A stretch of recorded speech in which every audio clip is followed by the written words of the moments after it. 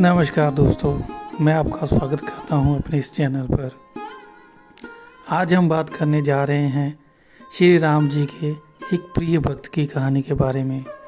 उसका नाम था रामदास। तो चलिए कहानी शुरू करते हैं। एक बार एक अनाथ बच्चा था। वह बेचारा जंगल में भूखा प्यासा घूम रहा था। उस बच्चे की आयु 5-6 साल की थी। वह बच्चा जंगल में घूम रहा था तो एक व्यक्ति उसे मिला। उसने पूछा, बेटा तुम यहाँ क्या कर रहे हो अकेले? तुम्हारे माता पिता कहाँ हैं? तुम कौन हो? तो उस बच्चे ने जवाब दिया, मेरा इस दुनिया में कोई नहीं है और ना ही मेरा कोई नाम है। मैं कहाँ जाऊँ कहाँ रहूँ, मेरा कोई ठिकाना नहीं है। तो उस व्यक्ति ने उसे बताया कि आगे जंगल में पहाड़ी के पीछे एक आश्रम है, वहाँ पर एक संत जी रहते हैं। वह संत जी बहुत ही अच्छे हैं और दयालु हैं। तुम अगर उनके पास जाओगे तो वो तुम्हें वहाँ पर रख लेंगे। ये बात सुनकर वह लड़का वहाँ पर चला गया। जब वो आश्रम के सामने पहुँचा तो उसने देखा वहाँ पर एक साधु जी तपस्या कर रहे थे। तो वह उनके पास गया और जाकर नीचे चरणों में बैठ गया और प्रतीक्षा करने लगा कि कब साधु जी की मतलब संत जी की आंख खुले और वो मेरी तरफ देखें। थोड़ी देर बाद संत जी अपनी भक्ति से उठे और उन्होंने देखा कि नीचे सामने एक बालक बैठा हुआ है। उन्होंने पूछा, बालक तुम कौन हो और कहाँ से आए हो? क्या नाम है तुम्हारा? तो बालक बोला, संत जी मेरा कोई नाम नहीं है और ना ही मेरा इस दुनिया में कोई है। मैं अनाथ हूँ, मेरा कोई ठिकाना नहीं है। क्या मैं आपकी कुटिया में यहाँ रह सकता हूँ, आपके आश्रम में आपके साथ? तो संत जी मुस्कुराने लगे और बोलने लगे, हाँ तुम यहाँ रह सकते हो, पर ऐसा मत कहो आज के बाद कि तुम्हारा कोई नहीं है। आज से तुम्हारा नाम रामदास है। वह बालक प्रसन्न हो गया और खुशी खुशी उस आश्रम में रहने लगा। ऐसे ही कुछ महीने बीत गए। वह आश्रम के कामकाज करने लग पड़ा और वहाँ पर खाने पीने लगा और वहीं पर सो जाता।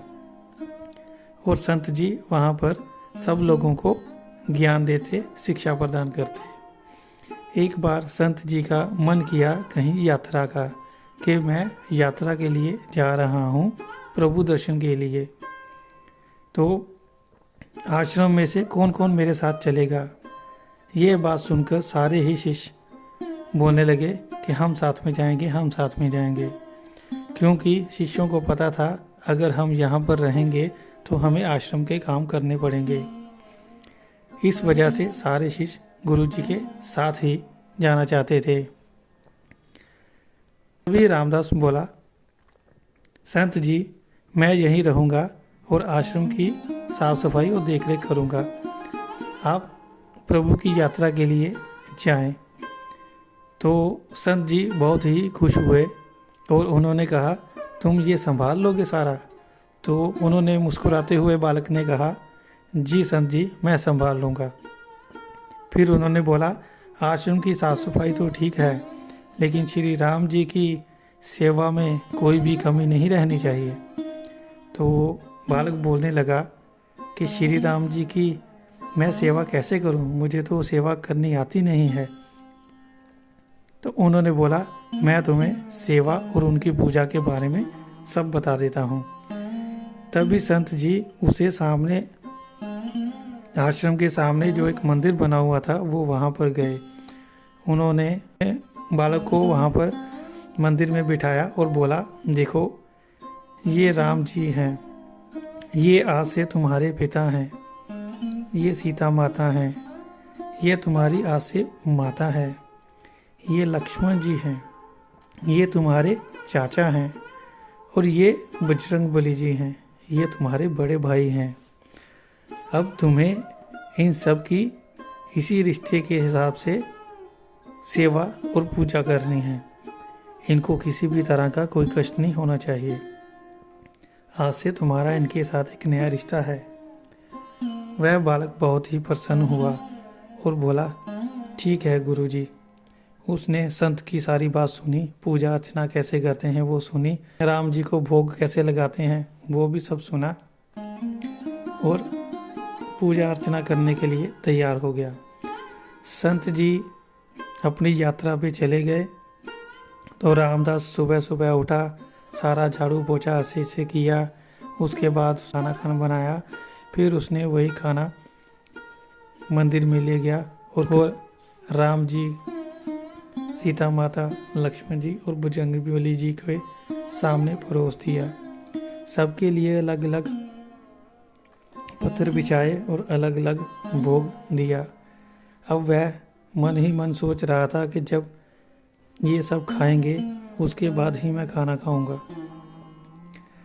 सुबह से लेकर शाम तक बैठा रहा, लेकिन मंदिर में से वो खाना तो खाया ही नहीं किसी ने, वो तो वैसे ही पड़ा हुआ था। फिर वह सोचने लगा, शायद मुझसे शर्मा रहे हैं, मेरे सामने नहीं खाना चाहते। फिर उसने मंदिर में पर्दा कर दिया और फिर से इंतज़ार करने लगा। शाम से रात हो गई। फिर वह देखने लगा, भोग तो अभी भी वहीं के वहीं है, अभी तक किसी ने खाया ही नहीं। फिर वह मन ही मन सोचने लगा, शायद उससे कोई गलती हो गई है, इसीलिए पिताजी और माताजी खाना ही नहीं खा रहे और चाचा और बड़े भाई भी नहीं खा रहे। कह रहे ऐसे तो मैं भी फिर भूखा रह जाऊंगा, खाना नहीं खाऊंगा तो मैं भी मर जाऊंगा। तो फिर वह बोलने लगा, चाहे जो भी हो जाए, अगर ये लोग खाना नहीं खाएंगे तो मैं अब नहीं खाना खाऊंगा। और यही सोचता सोचता मंदिर में ही सो गया। जैसे ही सुबह हुई तो उसने देखा सामने, तो पत्थर में से जितना भी भोग पड़ा हुआ था वो सब गायब था। तो वो बहुत प्रसन्न हुआ और खुशी के मारे देखा कि पिताजी ने और मेरे परिवार ने सारे ने खाना खा लिया है, तो अब मैं भी खाना खा लूँगा। जैसे वो बाहर की ओर गया तो स्वयं प्रभु जी ने उसे वहाँ पर अपने दर्शन दिए। वह बालक बोला, अरे पिताजी आप यहाँ, आपने खाना खा लिया, इतनी देर क्यों लगाई? मैं कल से भूखा हूँ और आपने खाना ही नहीं खाया, माता ने भी नहीं खाया, चाचा ने भी नहीं खाया और बड़े भाई ने भी नहीं खाया। तब श्री राम जी बोले, पुत्र अब तुम खाना खाओ, तुम्हारी माता रसोई घर में खाना बना रहे हैं। तब वह रसोई घर में जाता है और जाकर पेट भर के खाना खाता है और फिर सबको बुलाकर कहता है, मैं ही अकेला घर का काम नहीं करूँगा, आप लोग भी काम करो।